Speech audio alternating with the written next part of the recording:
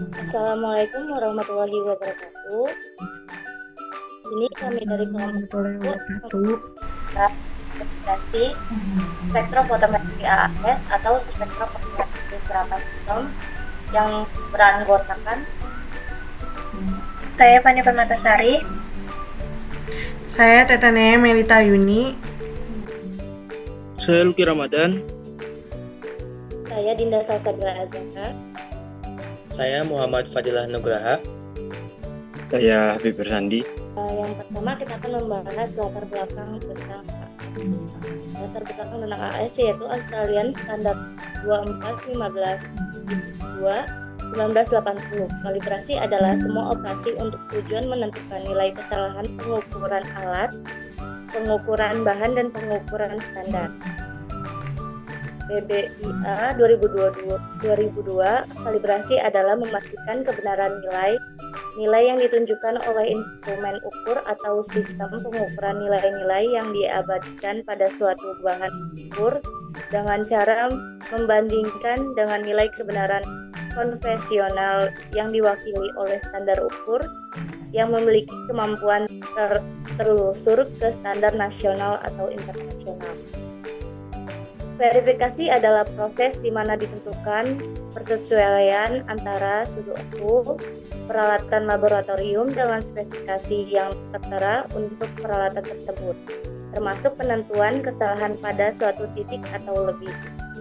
Verifikasi dapat diartikan sebagai serangkaian kegiatan penyesuaian unjuk kerja peralatan terhadap standar yang dapat ditelusuri pada standar nasional atau internasional. Tujuan verifikasi itu ada tujuan utama. Tujuan utama dari kalibrasi atau verifikasi instrumen adalah menentukan simpangan kebenaran nilai konvensional yang ditunjukkan oleh suatu instrumen sehingga menjamin hasil pengukuran yang diperoleh sesuai dengan standar yang memiliki kemampuan tertelusur terhadap standar nasional atau internasional melalui suatu rantai yang tidak terputus. Tujuan lainnya juga dari verifikasi adalah untuk akurasi pengukuran, reproduksibilitas, kepatuhan regulasi, identifikasi, dan kontrol kualitas. Lalu ada parameternya juga untuk verifikasi, yaitu yang pertama linearitas, yang kedua akurasi, yang ketiga presisi, yang keempat limit deteksi dan limit kuantitas, yang kelima estimasi ketidakpastian. Lalu yang pertama uji linearitas. Uji linearitas itu larutan blanko atau larutan deret standar 0, 0,4, 0,8, 1,2, 1,6, dan 2 ppm yang telah dipreparasi sebelumnya yang disiapkan. Terus kemudian dianalisa dengan menggunakan AAS. Nilai konsentrasi dan absorbansinya dicatat berdasarkan data yang diperoleh, kemudian dibuat kurva deret standar dan dihitung nilai koefisien korelasinya atau dalam kurung R. Berikutnya yaitu uji akurasi.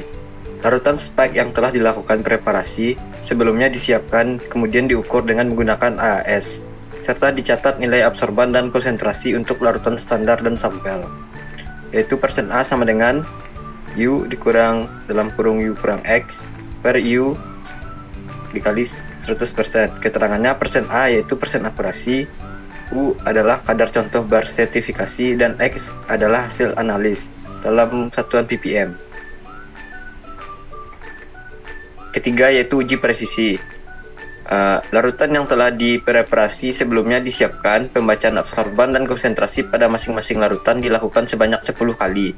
Hasil yang diperoleh dicatat, kemudian dengan langkah prosedur yang sama dilakukan pembacaan pada hari selanjutnya, yaitu dengan SD dalam kurung itu, dan keterangan SD sama dengan standar deviasi, X1 sama dengan kadar sampel, X sama dengan rata-rata sampel, N adalah jumlah pengulangan. Yang keempat adalah uji limit deteksi. Pada uji ini dilakukan dengan cara melakukan pengukuran terhadap 10 buah larutan standar dengan konsentrasi terendah. Dasar limit deteksi pada umumnya dinyatakan dalam 3 SD atau B, di mana B ialah slope dan SD ialah standar deviasi. yaitu LOD-nya limit of detection X plus 3 SB, sedangkan LOQ limit of quantity sama dengan X plus 10 SB. Yang kelima itu ada estimasi ketidakpastian. Perhitungan ketidakpastian dilakukan dengan cara menentukan formula perhitungan dengan cara membuat diagram cause and effect atau biasa disebut dengan diagram tulang ikan. Menghitung ketidakpastian dari beberapa faktor yang berkontribusi menyumbang ketidakpastian pada tahapan analisis, kemudian dihitung nilai ketidakpastian gabungan dan nilai ketidakpastian diperluasnya. Uji verifikasi AAS. Yang pertama, verifikasi EHT. Pada sistem arus kuat merupakan akronim dari extra high tension, merupakan tegangan terendah yang diperlukan untuk mengakselerasi elektron dari katoda menuju anoda, sehingga lampu katoda bisa menghasilkan cahaya emisi atomik. Yang kedua, verifikasi panjang gelombang. Ketepatan panjang gelombang pengeksitasi menunjukkan keberhasilan analisis secara AAS. Lebar garis spektrum atomik yang hanya berkisar 2-5 ppm menyebabkan sedikit pergeseran pada monokromator akan mengakibatkan perubahan pembacaan yang signifikan. Yang ketiga yaitu verifikasi slit. Lebar slit menentukan intensitas cahaya yang dilewatkan oleh monokromator ke sistem deteksi. Slit yang lebar berarti sensitivitasnya tinggi dengan selektivitas rendah, dan berlaku pun sebaliknya. Yang keempat, verifikasi presisi detektor. Verifikasi presisi dimaksudkan untuk mengukur simpangan yang terjadi pada konsentrasi maksimum analit yang sedang dibaca oleh instrumen AAS. Lalu ada penentuan kepekaan atau sensitivitas. Kepekaan adalah konsentrasi analit minimum yang memberikan persente atau nilai A sama dengan 0,0044 dengan formula S sama dengan 0,0044 CI dibagi AI. Alat dikatakan memiliki kepekaan yang baik bila sensitivitasnya kurang dari 1,25x nilai S dari spesifikasi pabrik. Semakin besar nilai S maksimal, maka alat semakin kurang sensitif. Kepekaan adalah respon alat per unit konsentrasi, dapat dilihat dari slope kurva kalibrasi dengan formula sebagai berikut. Setiap kali larutan kalibrasi akan diukur, absorban rata-rata dinyatakan sebagai AI, lalu tentukan kepekaan alat sesuai formula yang disebutkan. Oke, selanjutnya uji verifikasi AAS. 2. Presisi reparabilitas. Pertama, pilih larutan kalibrasi konsentrasi analit sama dengan CL di mana 0,2 lebih kecil dari A lebih kecil dari 0,4. Lalu ukur absorban larutan kalibrasi minimal 6 kali. Gunakan larutan pembanding untuk set 0 setiap kali larutan kalibrasi akan diukur. Yang ketiga, absorban rata-rata dinyatakan sebagai A1. Lalu hitung nilai RSD, dan terakhir alat dikatakan memiliki presisi yang baik bila RSD lebih kecil dari 1% dari A rata-rata. Semakin besar dari RSD maka alat semakin kurang bagus presisinya. 3. Batas daerah kerja linearitas. 1. Buat deretan larutan kalibrasi dari konsentrasi rendah hingga konsentrasi yang cukup tinggi. Sebagai acuan dapat dilihat rentang konsentrasi yang tergantung pada manual alat. Yang kedua, optimalkan kondisi AAS dengan salah satu larutan kalibrasi konsentrasi analit sama dengan C1 di mana 0,2 lebih kecil dari A lebih kecil dari 0,4. Ukur absorban semua larutan di kalibrasi minimal 3 kali. Gunakan larutan pembanding untuk set 0 setiap kali larutan kalibrasi akan diukur. Hitung absorban rata-rata untuk setiap larutan kalibrasi, buat kurva kalibrasi, kemudian tentukan batas kurva linear di mana nilai koefisien korelasi R mendekati 1.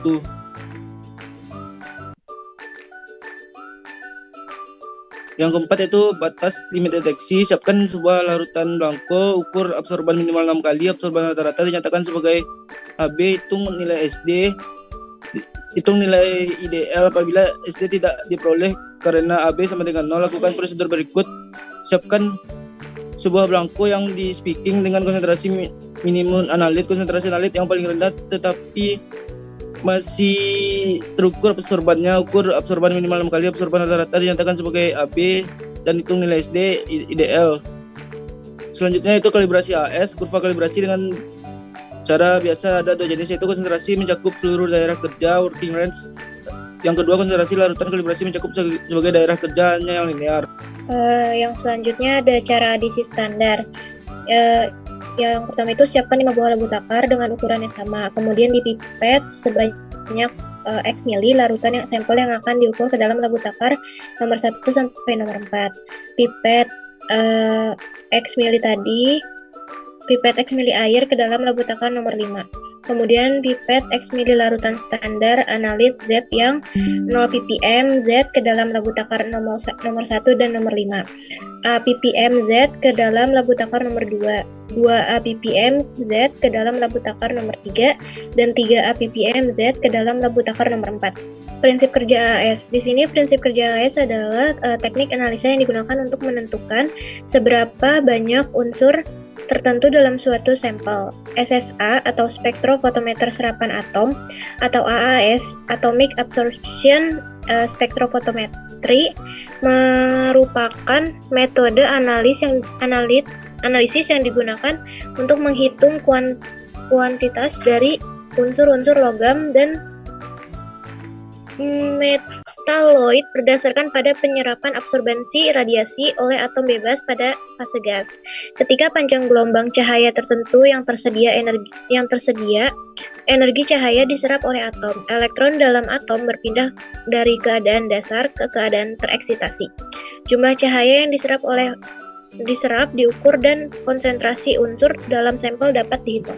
Bar dari instrumen AAS atau Atomic Absorption Spectrophotometry. Oke, sekian dari presentasi kelompok 10. Kalau ada salah kata mohon maaf, dan kepada Allah mohon ampun. Wassalamualaikum warahmatullahi wabarakatuh. Waalaikumsalam warahmatullahi wabarakatuh.